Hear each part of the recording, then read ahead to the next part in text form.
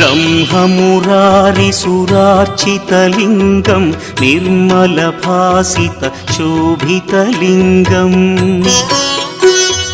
जन्मजदुःखविनाशकलिङ्गं तत्प्रणमामि सदा शिवलिङ्गम्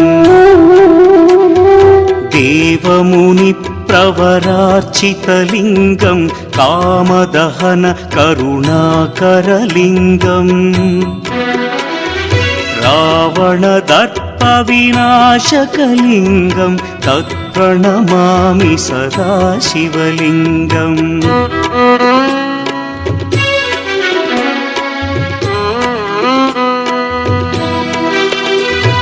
सर्वसुगन्धसुलेपितलिङ्गं बुद्धिविवर्धनकारणलिङ्गं सिद्धसुरासुरवन्दितलिङ्गम्